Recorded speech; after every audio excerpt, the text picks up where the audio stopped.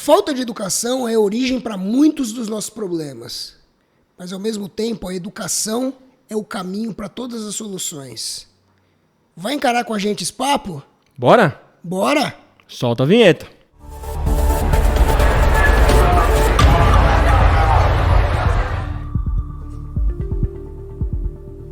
Pronto. Olá pessoal, sejam muito bem-vindos aqui a mais um episódio do Para e Ponto. Sim, o lugar onde gente e meio ambiente se encontram. Mais uma vez eu peço que, se você ainda não se inscreveu no nosso canal, faça isso agora. Não dói nada, não machuca e é muito importante aqui pra gente, né, Flávio? Pra gente continuar com essas conversas transformadoras que o Para e Ponto traz semanalmente para vocês. Então, se inscreva no canal, acione o sininho, espalha geral. Vamos contagiar aí as redes com o Para e Ponto. Hoje a nossa conversa é muito focada na educação, sim, porque a gente tem percebido que a educação é um elo aí super essencial para que a gente forme cidadãos mais conscientes, mais próximos do meio ambiente e com essa consciência mesmo sustentável. E para falar disso e de muitos outros temas com a gente tem o prazer de receber aqui no nosso estúdio, ela que é educadora e super especialista nesse assunto, Cláudia Siqueira. Que prazer te ter aqui.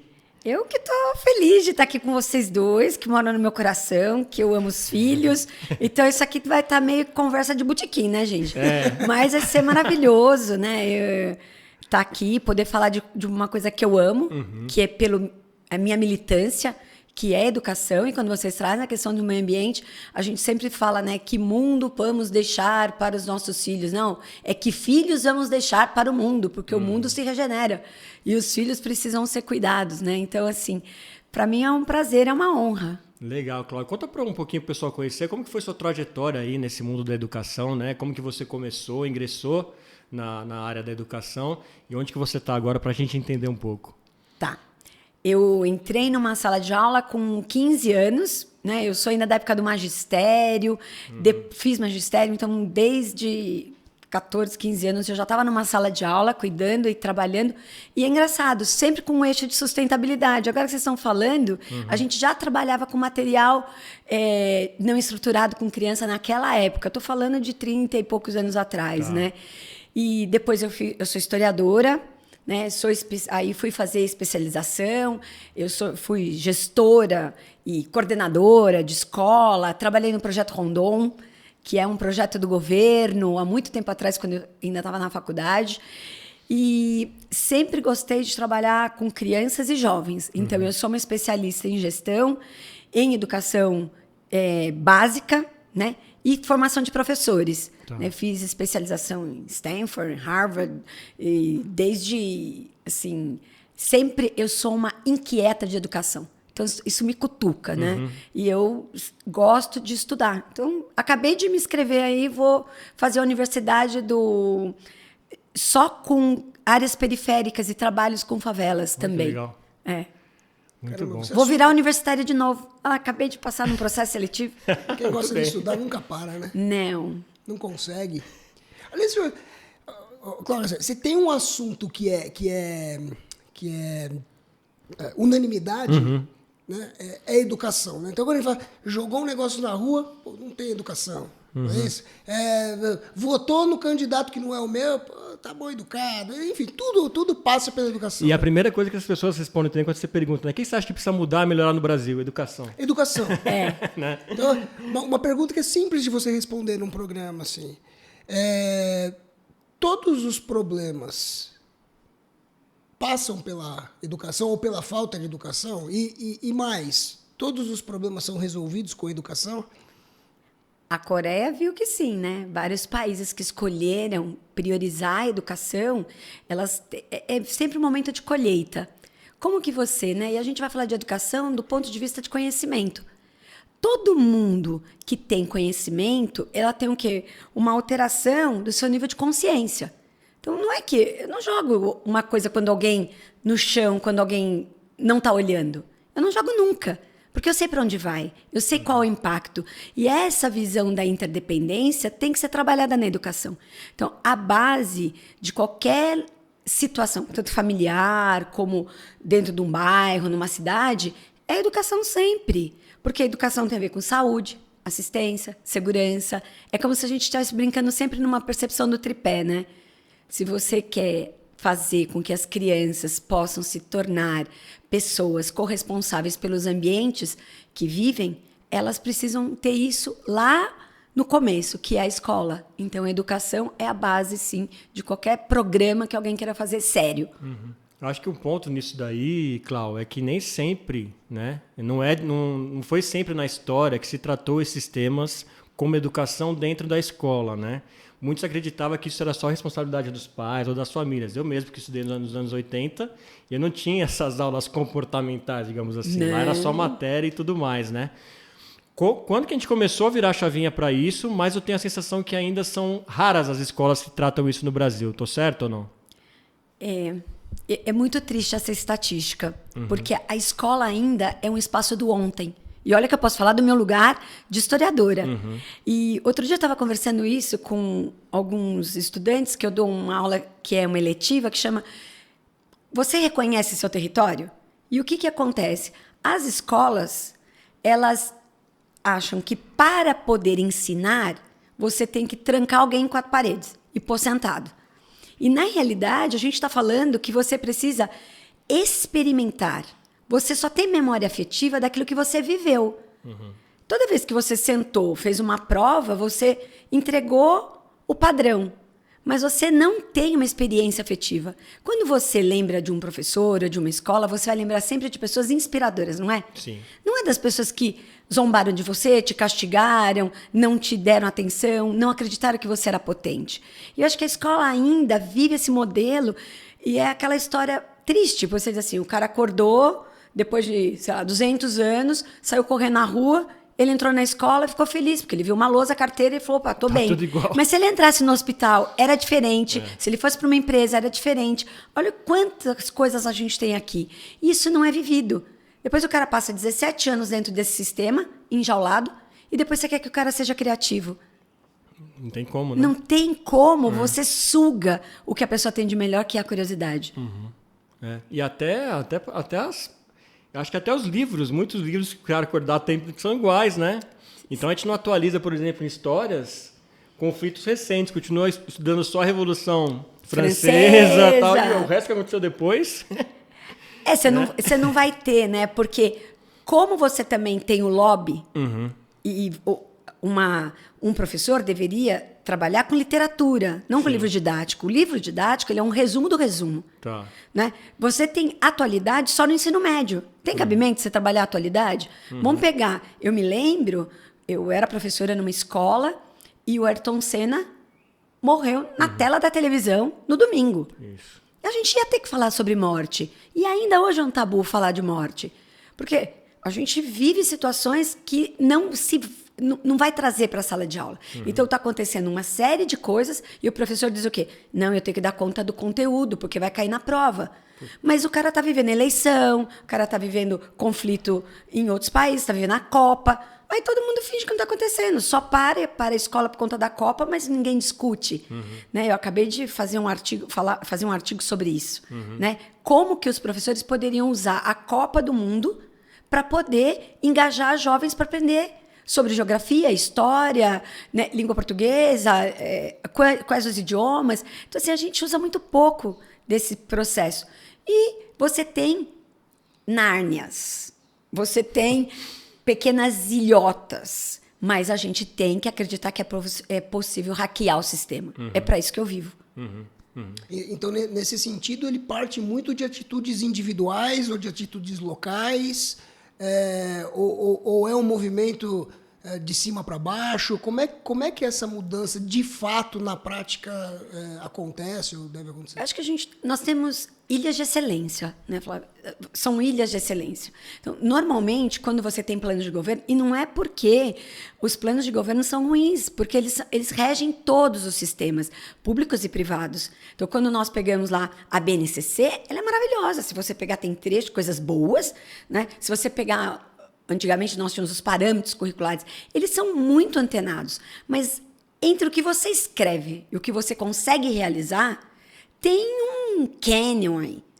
Por quê? Se eu falar, em educação pública, dependendo do lugar que você está dizendo, ele não vai lá para aprender, ele vai lá para comer. O alimento é do corpo. Eu não estou falando do alimento da alma. Então, eu estou falando de um professor, muitas vezes, também despreparado. E aí você fica com esse gap maior. Né? Vou pegar a pandemia e vou dizer... Já tem estudos que mostram que a pandemia vai dar para a educação brasileira 11 anos de atraso. Agora, você acha que isso vai acontecer na rede privada? Não, porque daí o que eu falo? Não, olha, aqui eu não vou ter isso. E você já começa a colocar... O cara já nasce desigual. Então, é muito... Né, dentro desse processo, ele não é equitativo. Mas a gente tem que acreditar, sim, como vocês estão fazendo, estão trazendo aqui uma fala sobre educação, que é, sim, necessário família se envolver com a educação. Então, os pais têm que participar da escola, do conselho da escola, ajudar, às vezes até carpinar a escola, ajudar a pintar a escola, porque você está com seus filhos ali. E pais que têm filhos em escolas privadas também entender quais são os eixos trabalhados, como que a atualidade e a realidade entram no dia a dia na aprendizagem dos filhos. Isso é um direito. Você sabe que a gente trabalha e convive com esse assunto o tempo todo, não, né? A questão da sustentabilidade, da CG da educação. Eu tive a oportunidade de acompanhar o meu filho em um dos jogos do colégio, né, da escola. Sim. E fui para um colégio privado, a gente foi jogar num colégio privado. E eu comecei a observar um colégio grande, aqui de São Paulo, super tradicional. E eu comecei a olhar e não tinha uma pessoa negra entre os pais e alunos, funcionários sim, mas entre os pais e alunos não. É claro, não dá para julgar numa primeira visada, né? Mas eu reparei que os colégios que estavam lá para competir com aquele colégio, sim, tinham representatividade. No caso do nosso, ainda deu mais orgulho ainda, porque era um jogo de meninos e o nosso time tinha meninos e menina. E foi muito bacana e muito divertido. Mas me chamou a atenção essa história, né, de não ter uma pessoa negra, enfim, naquela comunidade e tudo mais. E eu acho que entra um pouco disso que você está falando. Qual é o papel? Porque é um assunto tão delicado enfim, é uma dor até que eu não sinto diretamente na pele, mas sinto, né, indiretamente, me incomoda bastante isso. Mas qual que é o papel da escola e até mesmo da comunidade da escola, de pais, de alunos, nesse processo de inclusão, nesse processo de redução das desigualdades? Como é que, de fato, a gente consegue agir para fazer com que isso daí melhore, né? Olha, Flávio, eu já fui chamada algumas vezes por algumas dessas escolas que você está falando para contar um pouco da nossa história e da nossa trajetória, né? Porque, assim, diminuir desigualdade é um movimento, é um posicionamento político. Uma vez, um diretor de uma grande escola me chamou para contar um pouco como que a gente faz isso. E aí ele falou, por que eu faria se eu tenho fila de gente querendo entrar? Eu falei, porque não é fila, é política. Então, você vai deixar as pessoas na fila e você vai trazer diversidade. Agora, o que acontece, a gente tem que tomar cuidado, é com o modismo e apresentar isso como zoológico. Olha, eu tenho representatividade, mas ela não é genuína. Então, a diversidade ela tem que ser um movimento político. E é importante que isso comece na escola. Porque se você não tiver diversidade, você só tiver pessoas pretas nos serviços que vão tá lá na manutenção, mas você não tem um professor que ele é preto, você está mandando uma mensagem também para a sua comunidade. Se você não tem alunos, você também está mandando e a gente tem aí uma dívida, porque o Brasil foi... Quando que ele teve aí a parte de todo o processo de abolição, gente? Como foi feito isso? Isso tudo é tudo muito camuflado. Então, nós escolhemos, na nossa instituição, 15, 20 anos atrás, trazer essa pauta e se posicionar politicamente, mas de uma forma genuína. E o que a gente percebe? Agora tem famílias que falam assim, em grandes escolas, na escola não tem preto, precisa ter preto. Não, gente, sempre precisou ter, não é agora. Não é agora, sempre precisou ter. Por que agora você quer que seu filho veja isso? É a mesma coisa de sair e fazer tour na favela no Rio de Janeiro, gente. Né? Então, eu acho que precisa, sim, sentar, conselho de pais e crianças, e, né, jovens e a escola. Isso eu falei, inclusive, numa escola. Eu falei, ok, vocês querem fazer isso? E era uma conversa com pais. Eu falei, então vamos aumentar o valor da mensalidade. Isso aqui é um business, isso é um negócio. Se a gente aumentar a mensalidade, quantas pessoas a gente consegue colocar para dentro? Ela falou, não pode aumentar a mensalidade. Então, na realidade, o que você queria? Você queria trazer algumas coisas para o seu filho conviver para você ser descolado? Não, nós temos que sim, olha, vamos fazer um programa de bolsa, uma associação de famílias, porque a gente acredita. E a diversidade não é só com essa questão das pessoas pretas. A gente tem pouca criança que tem questões de necessidades específicas, porque muitas famílias acham que os filhos vão ter perdas intelectuais se tiverem crianças com necessidades específicas. Então, assim, a nossa dívida é enorme enquanto diversidade e equidade. Sem dúvida, eu acho que o movimento sincero não é a questão de é obrigado a ter. Não. É você se incomodar genuinamente pelo fato de não ter, porque ela existe em todo lugar, né? Sim. Então, se você está num lugar em que não tem diversidade, pelo menos para mim é uma coisa que incomoda. Eu falo, ué, onde é que eu tô? Não é esse lugar E que... complementando o incômodo do Flávio, eu acho que é exatamente o que você falou, não só nas escolas, mas nas empresas, isso está começando a virar meta de negócio, né? Então virou uma ESG, planilha do né? Excel. Exato. SG, põe meia dúzia, são põe tantos 3. por cento aqui, tantos Isso. por cento de mulher, né? Então aí já começa errado. Olha, para você ter uma ideia, nós temos uma colaboradora na nossa mediateca que tem síndrome de Down. Ela entrou na Siddhartha com 9 anos. Ela foi minha aluna, eu era professora naquela época, e ela era uma criança que estava numa escola regular e que teve uma questão. E eu não falei nada para ela, para os amigos, quando ela entrou na sala de aula. Então, eu sentei todo mundo, peguei um livro de literatura, depois de uns 3, 4 dias que ela estava lá na sala. E aí fui ler, o livro falava sobre diferenças. Aí um falava assim, eu sou diferente porque eu uso óculos. Outro falou assim, eu sou diferente porque minha orelha é maior. Aí ela virou assim, e eu sou diferente porque eu tenho mais cromossomos. Aí o outro virou e falou assim, eu sabia, porque lá na minha outra escola eu também tinha uma pessoa assim. E foi assim que essa menina foi acolhida. 3ª, 4ª, 5ª, 6ª. No 9º ano, a família decidiu, olha, vou levá-la para um programa específico de empregabilidade para Down. Ela chegou na escola, olhou, falou, mãe, não quero ficar aqui. Todo mundo parece comigo. Ela não queria ficar num espaço onde só tinha Down. Porque o mundo não é feito só de um único tipo de pessoa. Sim. E aí ela falou, olha, um dia ela me ligou, né, a gente conversava, Claudinha, eu tenho um sonho, eu quero trabalhar numa empresa X ou no Siddhartha. Isso não é um favor. Não é um favor, porque ela fazia parte de alguma forma ainda da nossa comunidade. Ela estagiou em vários departamentos, teve análise de performance e vimos que aquele lugar ela seria a pessoa competente, né? Então eu acho que é isso que você está trazendo. Quando você traz uma situação de inclusão, ela tem que ser de verdade, não é cota. É lógico que os programas de cota têm que existir, porque senão não vai ter política, mas como eles acontecem genuinamente para que aquela pessoa não fique ali só para eu atender a cota, para eu poder ganhar o prêmio, né? Ela tem que se sentir parte do ecossistema, né? Então, assim, a história dessa pessoa me emociona, porque a gente tem outras, mas o fato é, ela tem que estar integrada, né? Sem dúvida. Eu acho que todos nós temos aqui, a gente convive com isso, né? Sim. E tem depoimento pessoal de como que é o reflexo disso.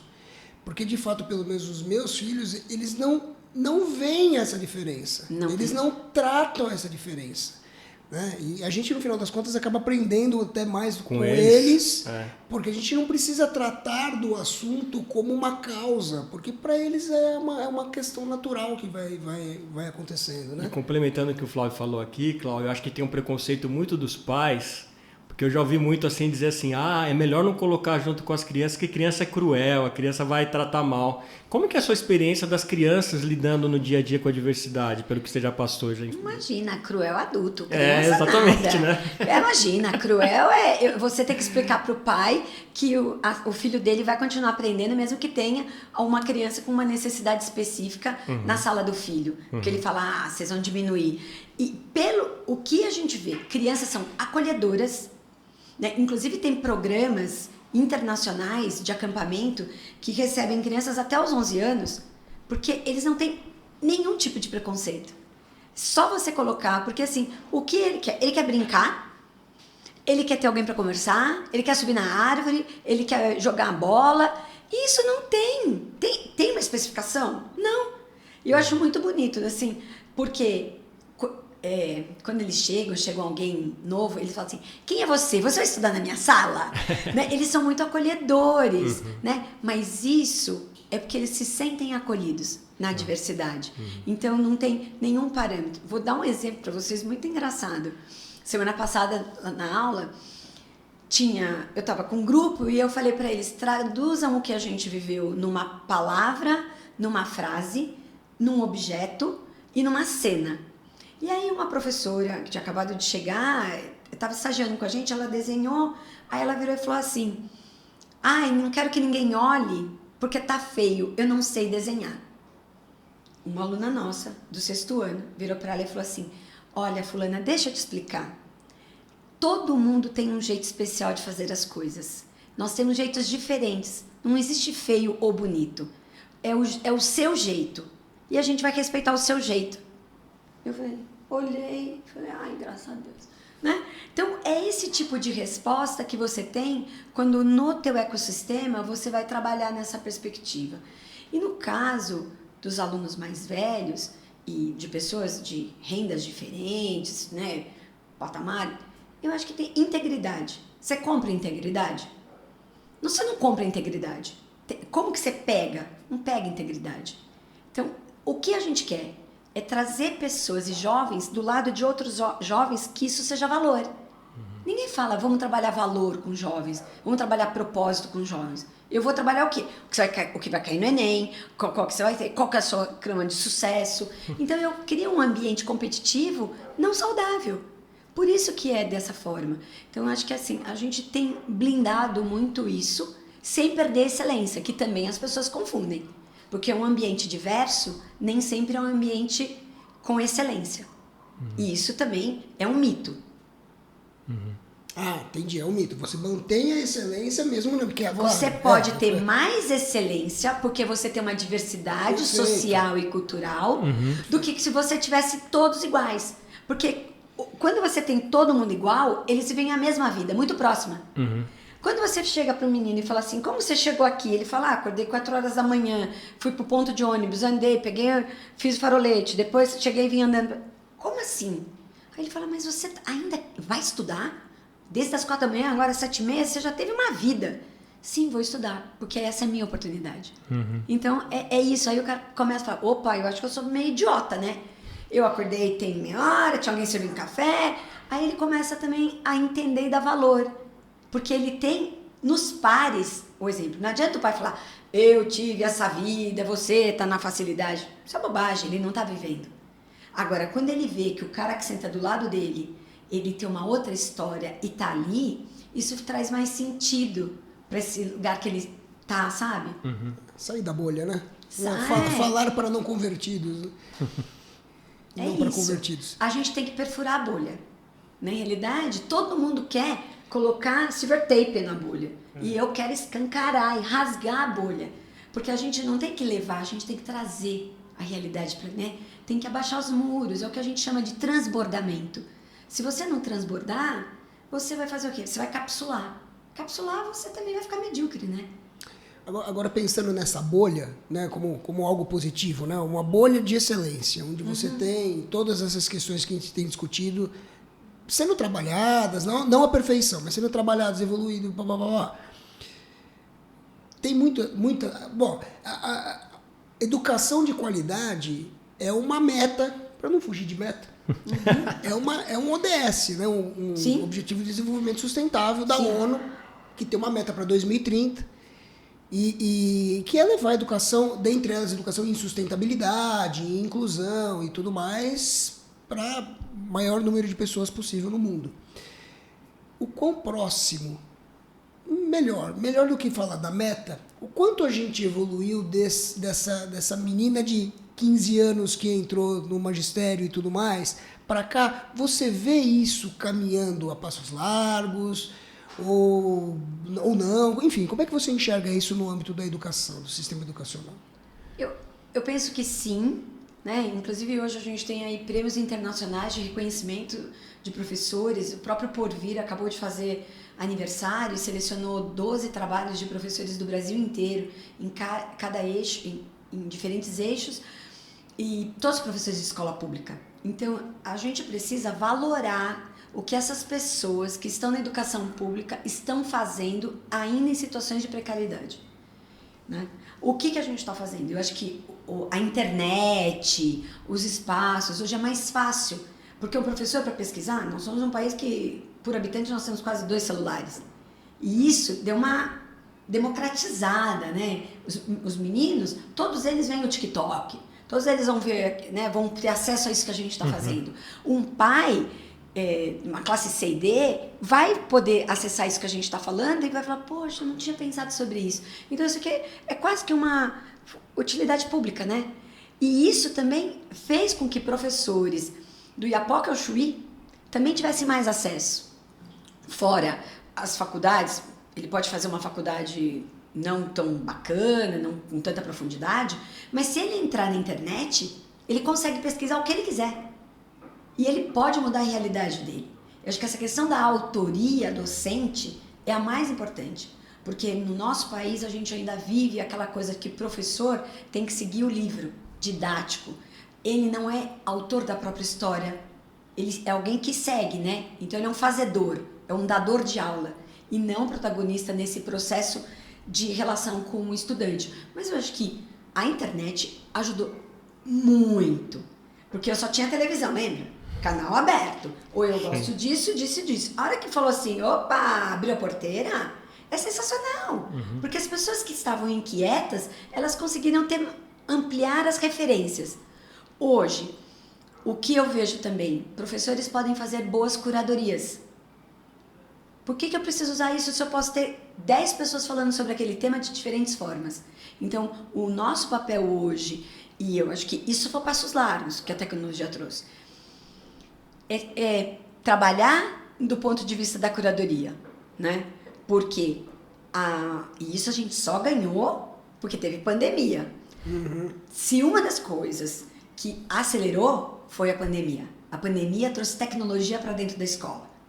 Tanto que as escolas, quando voltaram, depois do tempo de pandemia, voltamos. Vamos continuar de onde a gente parou. Opa, não dá. Não tem como. Não tem como. Escuta, onde você tá? Você tava hibernando? Você é urso?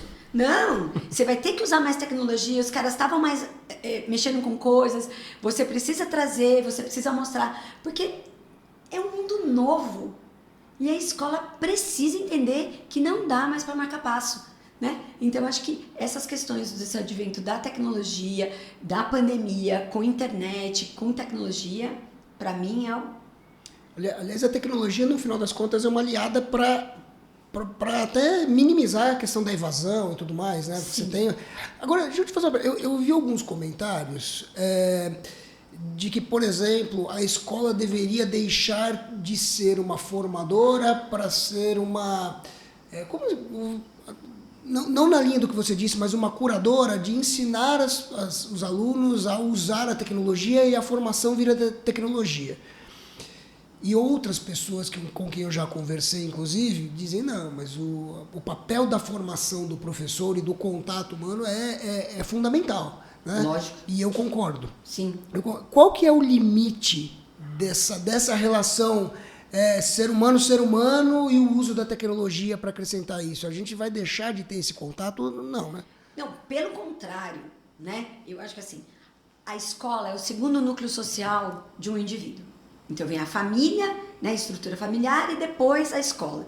Quando você pega esse jovem que vai para a escola, como que ele na tecnologia vai ter frustração? Como ele na tecnologia vai resolver problema? Então, o que as pessoas têm uma visão equivocada, tecnologia é mais uma ferramenta, é um giz novo. Se você olhar que tecnologia é o giz novo, que daqui a pouco vai mudar, mas a relação humana, eu acho que a pandemia também escancarou isso. Qual é a questão? Você trabalhava competências socioemocionais como um currículo oculto. É um bracinho. E você percebeu, né, que não é e que você precisa usar esse processo, porque você só aprender é um ato afetivo. Olha que coisa doida. Aprender é um ato afetivo. Eu só aprendo quando eu tenho vínculo afetivo. Quando eu admiro, quando eu me sinto...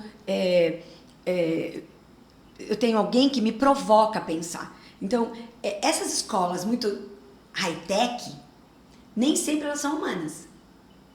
E não necessariamente, porque elas confundem. Porque não é uma transposição. A gente tem que trazer como aliados.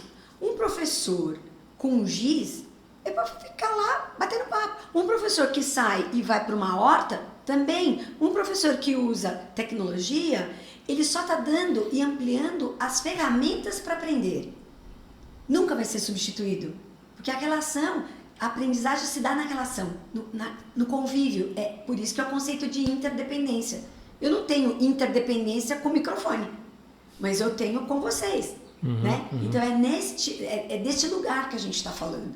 Então, agora vai acabar, porque as escolas, as faculdades, que são IAD, síncronas e assíncronas, não tem resultado. Porque não funciona. Eu preciso ter o quê? A experiência.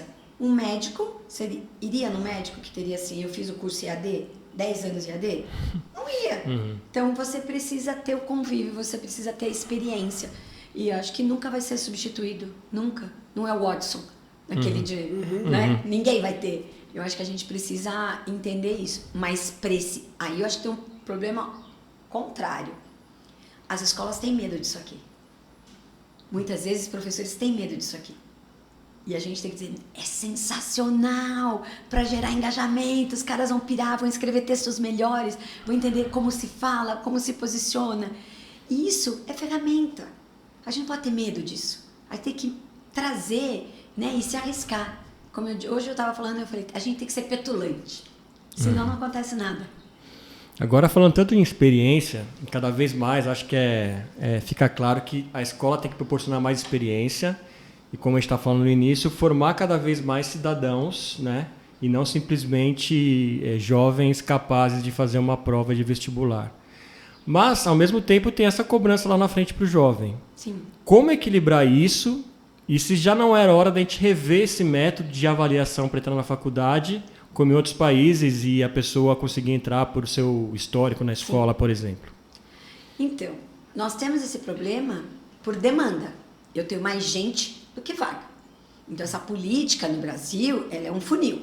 Né? Então, eu estava discutindo aí outro dia uma estatística que o ITA, os jovens que passam no ITA para fazer engenharia, sem frequentar o ITA, eles já têm uma qualidade técnica melhor do que jovens que se formaram em engenharia em algumas universidades. Louco, né? Agora, o que acontece?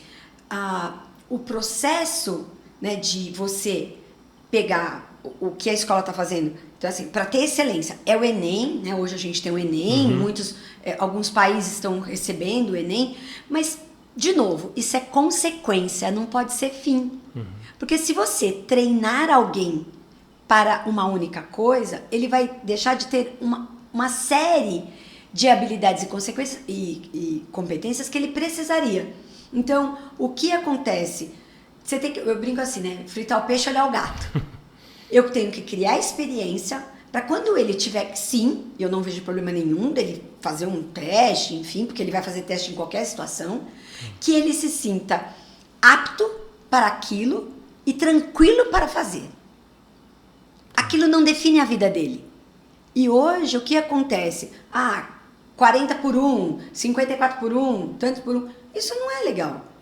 né, hoje a nossa discussão, né, e eu espero que as famílias entendam isso, tem muitos jovens que não querem fazer universidade.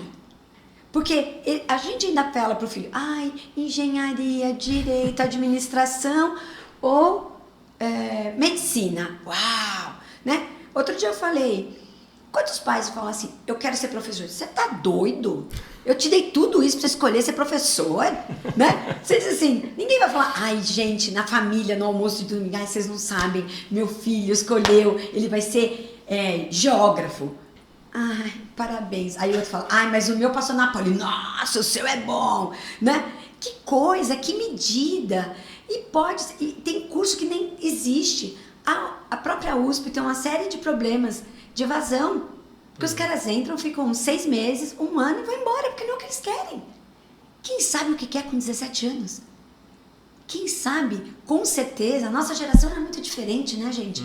Tem hoje universidade de tecnologia que não tem nem professor. Os caras se autorregulam, né? Tem outras que são todas pautadas em projetos, que a cidade é a universidade é a cidade. Então, as universidades também têm que se rever para ser atraente para esse jovem, né? E eu acho que tem teste, né? E essa é uma discussão. Escolas ditas como humanistas não são vistas como escolas de resultado. Isso. Equívoco, né? Equívoco. Agora, escolas de resultado não são vistas como humanistas. Outro equívoco. Eu sempre penso no caminho do meio. Porque a gente tem que dar aquilo que eles precisam. Então, conhecimento, curadoria, né? Para saber selecionar e fazer boas curadorias, porque ele tem que fazer curadoria. Né? Assim, a gente fala sempre lá no Siddhartha o seguinte, desenvolver o apreço ao conhecimento. Eu não falo, vai passar no vestibular. Porque se ele desenvolver o apreço ao conhecimento, ele vai ser alguém muito bacana. Porque a nossa geração era a geração do sucesso. E hoje eu questiono até a palavra. O que é sucesso? Né? Então, eu acho que isso tem que ser desconstruído, sabe? Não é fácil, tá? Não é fácil, porque envolve a família, né? Como você falou, envolve a família já pressionando com, sei lá, muito antes dele ser jovem, já na pré-adolescência. E aí, o que você vai ser? Já? O que você gosta mais de fazer? Poxa, deixa o moleque, né? Não, aí ele chega e fala assim, qual que é o lugar de vocês no Enem? O cara tem 3 anos, tá com a fraldinha olhando assim pra gente. Aí você fala, tá, o lugar do Enem. É lógico que a gente tem, né? Nós temos bons resultados e performance, porque a gente entende que ainda socialmente isso é visto. Mas a nossa questão é como que nós fazemos para que ele se sinta seguro para poder competir aí no mercado, né? Porque o que eu vejo, as famílias chegam e falam assim para uma criança, né? Não, mas olha, ele gosta muito, eu já sei, ele gosta disso, ele vai ser médico. Oi? Será? Eu já tive uma menina, uma jovem, que ela ia fazer mecatrônica com medicina e não tinha o curso dela, porque ela queria fazer prótese para pessoas que perderam por conta de diabetes. Qualquer hora, né? Perderam o dedo, perna, enfim. Aí ela falou, eu quero me especializar nisso. Não tinha ainda. Fora do Brasil, em alguns países, o 1º e o 2º ano na universidade, ele é uma área comum. É conhecimento de vida. O ensino médio fora você fica assistindo Sessão da Tarde, é isso. Aqui não. Aqui nós criamos até o Setembro Amarelo. Que é por conta do quê? Suicídio jovem. Por quê? Nós estamos fazendo alguma coisa muito errada. E a gente tem que parar de fazer isso que a gente está fazendo porque eles estão morrendo. Alguém tem que ter coragem de parar isso. Porque é uma carnificina que a gente faz. Né? Mas essa é uma mudança geracional mesmo, né? A minha geração é uma geração que passou pela interface do analógico para o digital. E agora tem que sofrer ou aprender não só a conviver com o digital, mas como ensinar a convivência com o digital e às vezes trazer o analógico para dentro do digital na vida das pessoas. Doideira. E a gente ainda fala disso, a gente fala de sustentabilidade, de situações locais, né? Porque, de novo, a gente está falando de um exemplo e a nossa intenção é alcançar o maior número de pessoas possível. Está falando de um exemplo numa região específica do país, numa condição XPTO. E essa questão da discussão humanista e a discussão do meio ambiente, da importância que, de fato, apesar de não ser recente, ganhou uma força muito maior, ela está abrindo portas para outras regiões do país. Pô, todo mundo fala da Amazônia hoje, gente. Quantas pessoas não conhecem a Amazônia no Brasil, do Brasil, e falam da Amazônia como se fosse o quintal de casa. Isso mesmo. A oportunidade que se abre para pessoas da região amazônica assumirem o protagonismo e trazerem, né, essa experiência. A educação, ela tem que ser diferente regionalmente em função ou não? Como é que você enxerga isso? Não, ela necessita. Porque é assim, eu não sei se vocês percebem, ou as pessoas falam assim, a educação na Finlândia, a educação não sei aonde. Aí você fala, a Finlândia é o bairro da Liberdade, gente. Me desculpa, quantos anos o cara tá na frente? Não tem como você... Nós temos aqui dimensões continentais. Eu não posso pegar um programa e fazer um programa no sul do país, o mesmo no extremo norte. Porque a sociedade é diferente, a cultura é diferente, você precisa, a gente sempre brinca, tropicalizar. Quem são aquelas pessoas? Por isso que você tem que trabalhar na perspectiva do território, da apropriação do território. Então, você vai dizer o seguinte, nós somos numa região lá, sei lá, uma cidade de Cotia, Itapevi. A primeira história que as crianças deveriam estudar é da cidade que eles estão. Tem um livro, Itapevi, Cotia, sei lá, você vai falar Itapecerica, Mogi das Cruzes. Ele não estuda. Ele estuda que é São Paulo. Cinturão verde, blá, blá, blá. Mas ele não sabe como que aconteceu o processo de ocupação desse lugar. Então, você tem crianças e jovens que são estrangeiros no próprio território. E isso é triste, porque como que ele vai se preocupar se tem um ponto de ônibus ou não? Como que ele vai se preocupar se tem o calçamento está adequado? Se a empresa está no rio ou no córrego? Ele não sabe, porque para ele não pertence àquele lugar. Então, muitas escolas, hoje, muitos professores, eles têm feito movimentos para apropriação do bairro, apropriação da cidade, escrevendo materiais sobre isso, porque você começa do micro, né? Onde que eu moro, quem é minha casa, onde está. Outro dia um menino falou para mim, eu aprendi a andar na rua, porque eu só andava em rua fake.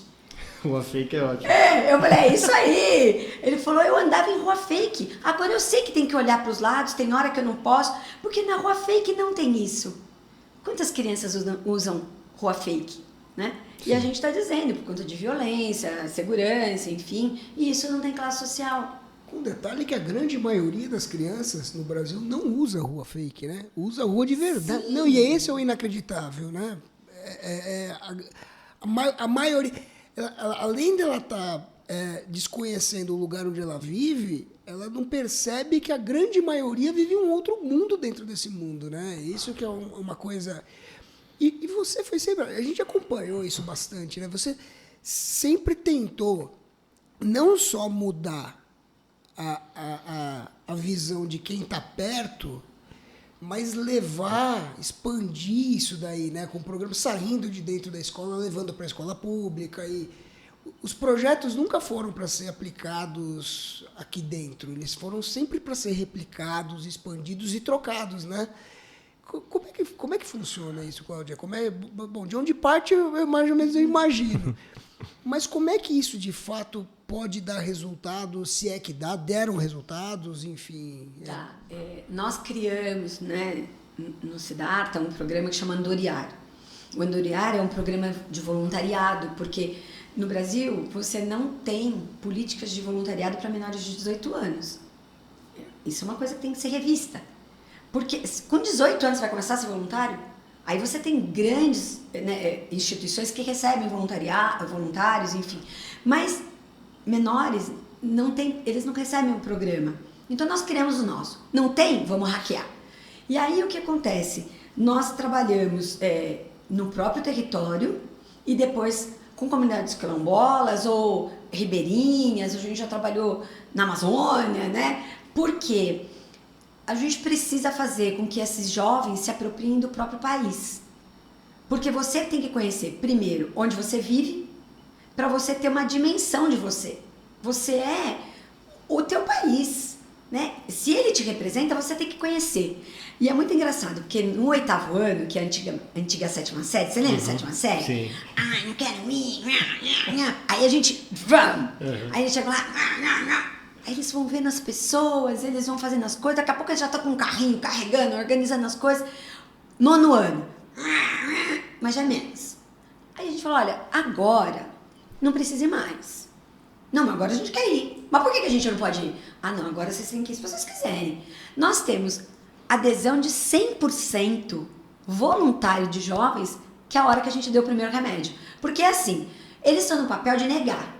E nós estamos no papel de apresentar, provocar. Eu não vou tirar isso. Então, por exemplo, nós fomos para o Saca do Mamanguá, que é o único fiord brasileiro, e os caras fizeram, né, e as meninas, eles revitalizaram 2 escolas. Eles carregavam um carrinho. As crianças falaram assim, olha, dessa escola pública, a gente queria ver o mar e a gente queria sentir areia na escola. E não tinha. Os moleques pegaram um carrinho de pedreiro, colocaram areia e subiu o morro nas costas. Eu falava, não, gente, tem rodinha. Não, mas vai mais rápido e tal. E é um senso, assim, sabe, de uau, eu fiz. Aí nós voltamos, um jovem virou pra mim e falou assim, ô Clau, você sabe que quando o pai, mãe fala pra gente assim, agradeça, fala obrigado, eu fazia aquilo ali porque eu achava que era um meio padrão. Mas quando eu vi aquelas pessoas me agradecendo por eu ter dado o meu tempo pra estar ali com elas, eu entendi o verdadeiro significado da gratidão. O cara tem 16 anos. Tem gente que morre sem saber o que é isso. Tem gente que não vive essa experiência genuína do que é alguém ser grato genuinamente e não é uma convenção. Então, esse movimento de transbordar, de criar situações reais para que esses jovens vivam, traz a humanidade para dentro da gente. Muito bom. Incrível, né? A ponto dos alunos abrirem mão de uma festa de formatura para que a formatura seja celebrada com um projeto de voluntariado. Na realidade, eles acabam abrindo mão de um monte de coisa, né? Sem dúvida. Eles abrem mão, porque assim, eles dormem tarde, eles acordam cedo, eles trabalham pesado e eles nunca se queixam. Então, o que a gente vê é aquela coisa, quando você traz uma experiência, sabe a coisa do sentido da vida? Eu acho que se eu pudesse, eu ia viver com um ônibus cheio de moleque e menina, andando por esse Brasil e vivendo em algumas regiões para eles poderem viver esse país. Eu me lembro quando eu levei um grupo para ver a nascente do São Francisco e eles falaram assim, o quê? É isso aqui? E eu falava, gente, quando os caras veem aquele rio enorme que banha, ninguém sabe que ele brota ali. Então, olha que você está vivendo, né? Então, assim, quando a gente começou a perseguir Canyon no Brasil e falar, olha, gente, para de olhar para fora, olha para o seu país, olha quanta coisa legal que tem. Então, assim, pequenos agricultores. Então, assim, eles voltam tão mobilizados, que a gente não pode perder essa chama, sabe? Então, o que eu acho que nós somos no final do dia? Nós somos aqueles que são abanador da chama. Eu gosto de estar ali cultivando a chama, sabe? E essa chama tem que começar com os 3, né? Que começa em casa e depois ela nunca pode ser apagada, porque nós 3 estamos aqui hoje, por quê? Ninguém deixou apagar a nossa chama, entendeu? A gente cultiva a nossa chama.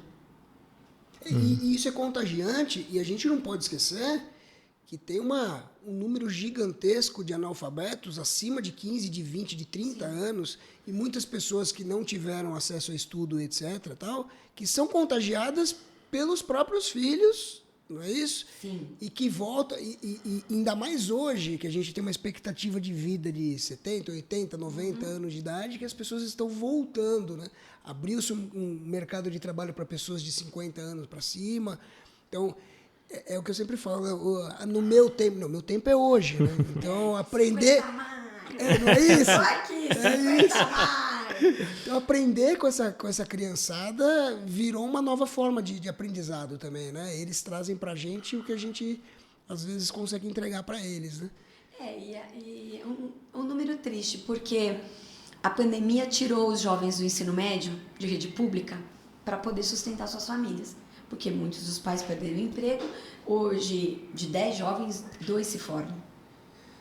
E é uma taxa muito pequena, né? Então, o que nós precisamos? A gente tem que aí fazer uma mobilização para fazer essa retomada desses jovens do ensino médio, para que eles consigam deslumbrar isso. E quando eles têm direito ao ensino de qualidade, é lógico que isso inspira pai e mãe, isso inspira avó, porque todo mundo... Nós temos vários casos, né? Que é o primeiro universitário da família. E daí a mãe vai lá e faz pedagogia, o pai vai lá, era pedreiro e faz engenharia. A educação muda uma família, né? E isso faz com que eles comecem a atuar no território com mais discernimento, porque tem mais conhecimento de lei do que é de direito, né? Então eu acho que mobilizar e ter essa diversidade num ambiente de aprendizagem, deveria ser um dever, sabe? Toda escola. Você quer montar uma escola? Legal. Você tem que ter uma cota. Não é só a universidade que deveria ter cota. Escola privada deveria ter cota. Porque cota por princípio para garantir diversidade, sabe? E fazer processos legais, acompanhar o desenvolvimento. Porque a gente vê assim, às vezes tem uma escola que fala assim, concurso de bolsa. Eu quero o cara que é bom para vir aqui, para quê? Para ele passar no vestibular e eu colocar a placa.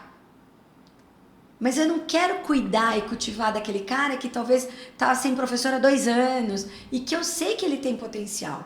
Então, nós deveríamos, sim, fazer redes de escola que vão, no movimento, começar a fazer um movimento de inclusão.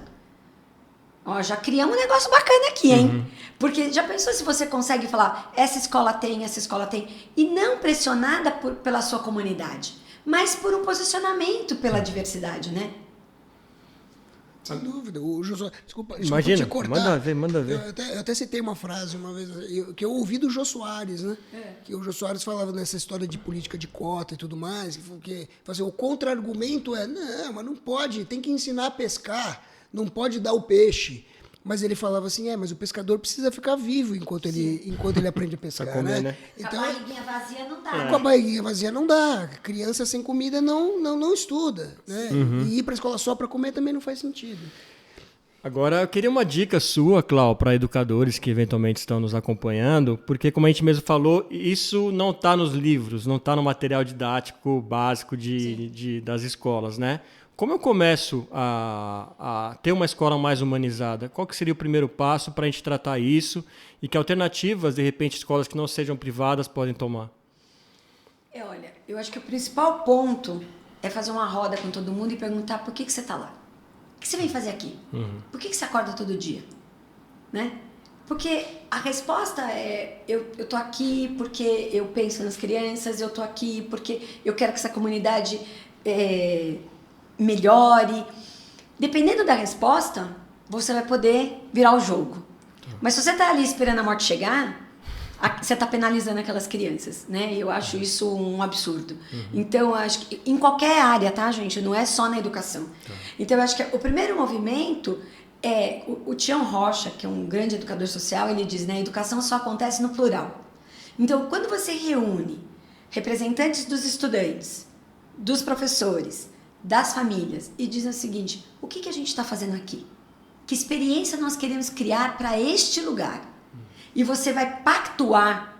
Sabe aquela coisa de ninguém larga a mão de ninguém? Se nós fizermos isso nas escolas, e muitos professores fazem isso, muitas famílias brigam para manter escolas abertas, mas só que tem que ser um pacto ali triangulado. Os estudantes, né, os mais velhos, quem está ali no ensino médio, no Fundo 2, porque você tem que criar relevância, as famílias e os gestores da escola e os professores. Esse é o primeiro movimento. Por isso que existia, lembra?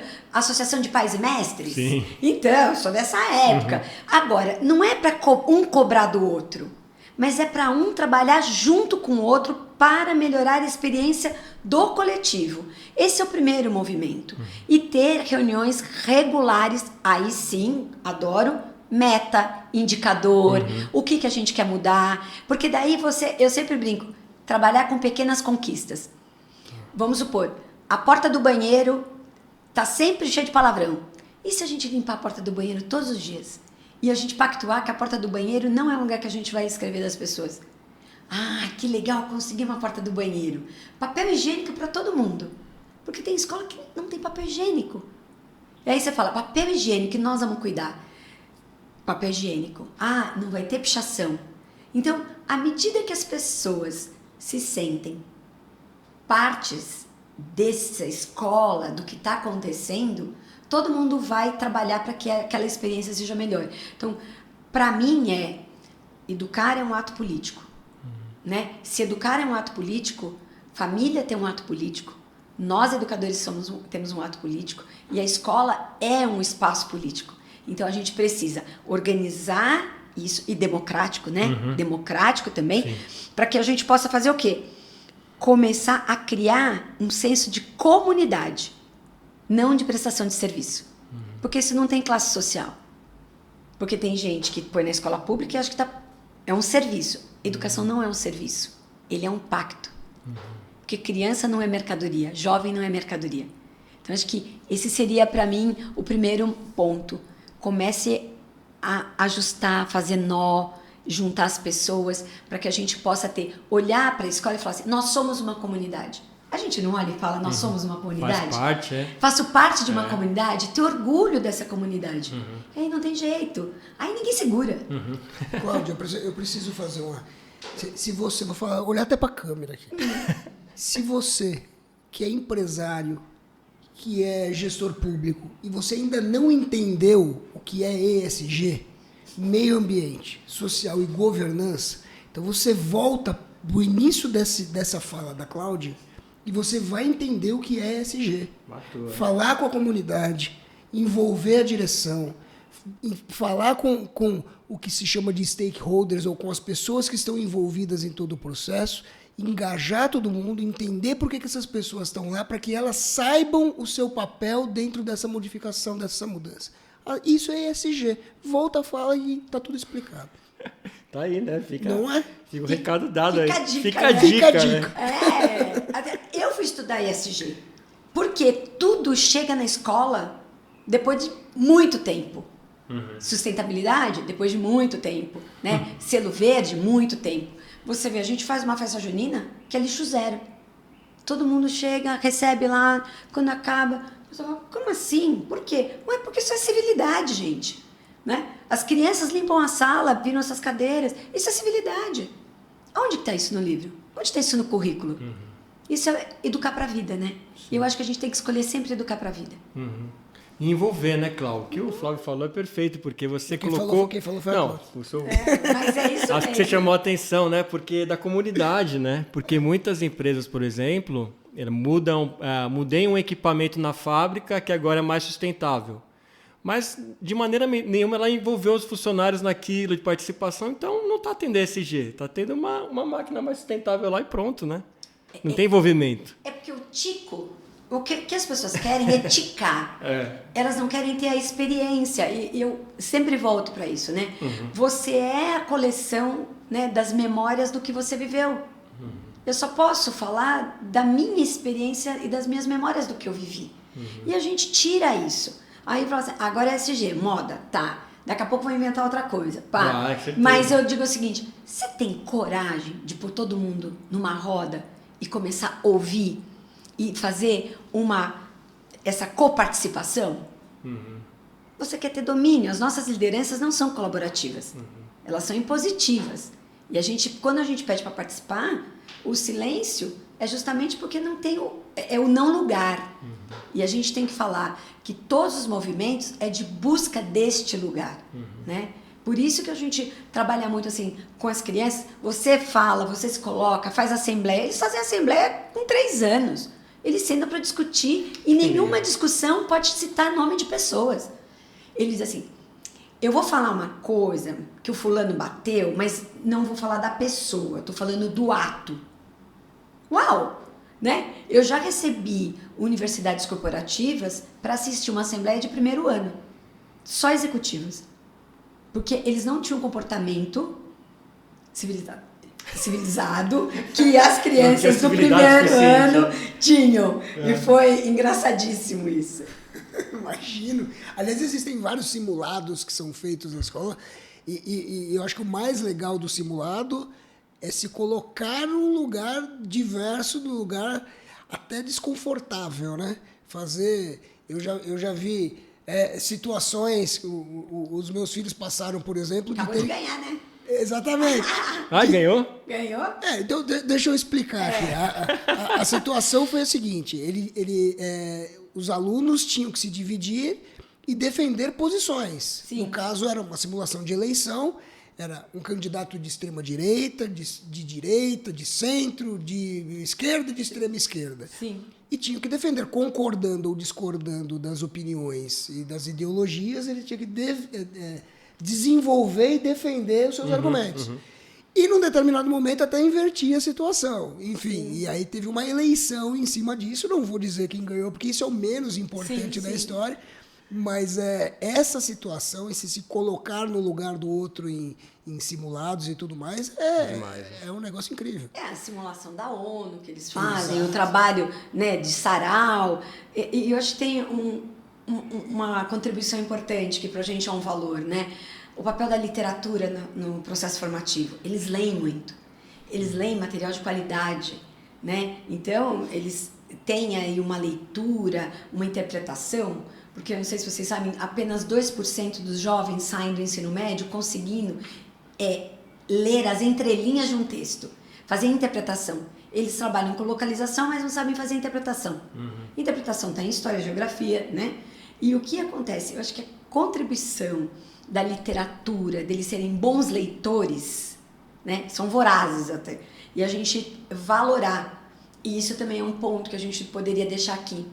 Quantas escolas têm bibliotecas bem formadas, com títulos, com boas curadorias, que não são colocados só os livros didáticos que eles recebem lá para colocar para usar. Não, eles sabem quem ganhou o Prêmio Jabuti, eles vão para a Flip, eles conhecem, né? Porque as escolas acabam fazendo esses lugares secundários, escuros, não convidativos, e que é um lugar mais legal do que uma biblioteca para você ficar. O jovem, ele quer fazer isso. Só que a gente acaba tirando isso. Esse é um ponto também. Escolas precisam ter boas bibliotecas. Isso, para mim, é um determinante de um bom espaço, né, de uma escola que olha para uma formação mais integral. Livro físico. Faz diferença? O livro físico, o digital ou... Não. O que importa? É lógico que eu gosto de cheirar um Sim, livrinho, eu também. né? Eu também. Eu adoro cheirar um livrinho, adoro ver o livrinho. Mas eu tive uma menina que eu estava dando uma formação para professores num outro instituto, e ela falou para mim assim, eu tenho Kindle e eu pego ônibus todos os dias para trabalhar. Eu passo quase 1h30, 2 horas. E eu tô lendo várias coisas no Kindle, porque eu não preciso carregar peso dos livros, eu consigo comprar com preço mais acessível e eu consigo ter acesso. Eu falei, tá valendo, tá super valendo, né? Então eu acho que tanto impresso, mas ele tem que ter a experiência dos dois, para depois ele ver com que ele se identifica mais. Mas acho que tem que ter tanto com o digital, né, como o livro físico. Você precisa ler, né? A melhor dica, que eu quero, como é que eu faço para aprender a escrever? Leia, né? Continua sendo a melhor. Repertório? Leia. Leia. Quer escrever? Leia. Cláudio, está indo para o final já, mas eu queria fazer uma pergunta até de curiosidade para ser inspiradora para a gente. Para muito além de você ter ouvido assim, obrigado pela escola que eu passei em tal universidade, alguma vez algum aluno falou uma coisa assim que você sentiu aquela coisa, nossa, missão cumprida? Deve ter ouvido vários já, mas conta um caso que de repente te marcou, que faz o educador sentir mesmo que a missão dele foi cumprida. Olha, para nós, né, do Siddhartha, o que é muito bacana, quando a gente volta para falar com os jovens, primeiro, eles reativam o centro acadêmico. Segundo, eles implantam projetos voluntários dentro das universidades. E teve uma história muito engraçada. 2 jovens nossos estão numa faculdade bacana aqui em São Paulo, e eles sentaram com outros jovens. E eles foram comer um lanche, né, na carteira e tal. E daí, quando eles terminaram, ele foi pegar o lixinho e foi jogar. Os 2 outros falaram assim, mas por que você vai jogar? Tem faxineira para isso. Aí ele falou, não, ela não está aqui para isso. Ela está aqui para manutenção do espaço. O meu lixo que eu produzi sou eu que vou tirar daqui. Você deveria fazer o mesmo. Então, veja, para mim, isso é um momento muito diferenciado. Porque ele já está num lugar bacana, mas ele consegue falar com seus pares comportamentos que ele já conseguiu internalizar. Então, ele sabe que pessoas estão ali no coletivo. Ele é um menino extremamente... e a gente também sabe disso, né? Eles são muito colaborativos. Então, as universidades também gostam de receber. Porque eles falam bem, eles conversam, eles são acolhedores. E outra, eles são sustentáveis, né? Porque ele olhou o lixo, o cara falou, mas imagina, a faxineira tá aí. Não, ela não tá para isso. E isso não tá no livro. Mas isso estava todos os dias que ele viveu com a gente. Ele viu o nosso posicionamento diante das pessoas que trabalham conosco. Porque a gente não vai valorar só o educador formal. Para nós, todo mundo que está ali, da portaria até a diretoria, são educadores. Então, você muda a forma de ver, né? Então, assim, a gente só colhe coisa linda, que não é o cara de sucesso, mas é o poder de influência dele na sociedade. Um agente de mudança, né? Total, mundo, é isso. Ele é um agente. Né? E isso pra gente é lindo. Que legal. É isso? Eu saio mais inspirado dessa conversa. Poxa, demais. A gente ficaria a tarde toda aqui, né, Flavião? Fácil. Eu também. Mas é bom que assim ela volta. Isso. Né? Por favor. Pode me convidar, eu volto. Foi um prazer. Cláudio, super obrigado. Parabéns pela carreira aí, por tudo que você tem feito na área de educação. E a gente deseja aqui muito sucesso aí também nos próximos passos. Sempre. Não, eu que agradeço, sou muito feliz de... Né, primeiro, porque vocês me convidaram para falar da coisa que eu disse que eu amo. E segundo, por vocês confiarem o que vocês têm de mais precioso nas nossas mãos, né? Muito obrigada, amei. É isso aí. E obrigado a você que acompanhou mais um episódio aqui do Para e Ponto. Não se esqueça, se inscreva no canal, acione o sininho, assim você não perde papos deliciosos, inspiradores, como esse que a gente teve aqui com a Cláudia. Eu sou o Fernando Tuller. Eu sou Flávio Ferlini Salles. E esse é o Para e Ponto. A gente te espera no próximo, hein? Até lá.